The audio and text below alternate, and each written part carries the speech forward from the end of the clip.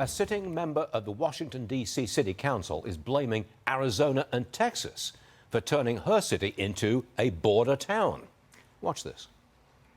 The governors of Texas and Arizona have created this crisis. The governors of Texas and Arizona have turned us into a border town.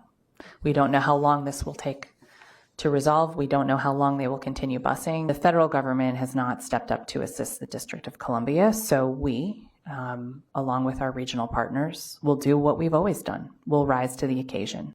Well, it's just Texas and Arizona's fault then, isn't it? Well, the Attorney General of Arizona is Mark Brnovich, and he joins me now. Your Honor, it's all your fault?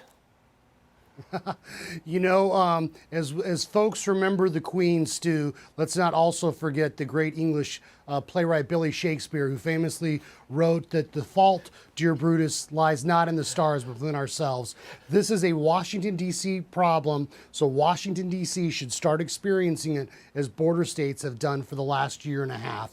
I mean, frankly, we all know that Washington, D.C. is out of touch, but apparently folks in the city council are also out of their minds. I've never heard William Shakespeare referred to as Billy Shakespeare before, but we'll tell you, you are the Attorney General of Arizona, and you can call him what you like, okay? I do want to change the subject a little and talk to you about Biden's student loan handouts. I believe you're saying, look, borrowers, don't bank on forgiveness just yet. So what are you planning, Your Honor? Well, you know, Stu, I've actually taken on the higher establishment here in Arizona. I've sued them over skyrocketing tuition. And we know over the last 20 years, when you look at other consumer goods adjusted for inflation, whether it's TVs or phones or appliances, they're all going down or about essentially staying the same. Higher education's gone straight up. So the question we shouldn't be asking is, should there be debt forgiveness? The question everyone should be asking, whether they're Democrat or Republican, is why does it cost so much to go to public universities? And it's because they've stifled competition, they stifle innovation, they don't allow community colleges to compete to offer four-year degrees.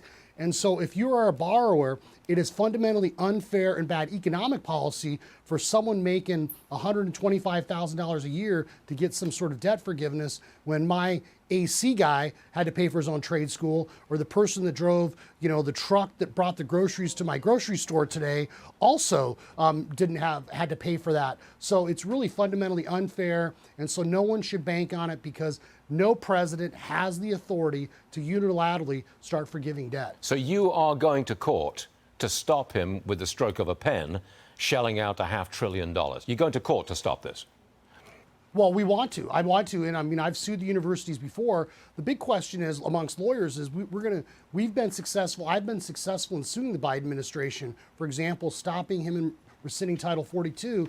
But every time we've sued the Biden administration, the Department of Justice will use every procedural trick up their proverbial sleeve to try to get us thrown out of court. So we got to make sure that we have a good legal theory and then we can survive a standing challenge, because that's what essentially the Biden administration will do, is they'll say he, like a king, can do whatever he wants and no one can challenge him. And so we're wanting to make sure we have a solid legal theory so we can not only take him on, but we can win and stop this transfer of wealth. Yeah, kings are okay over there, but not over here. Mark Brnovich, thanks right. for joining us, sir. Always appreciate it. Got it.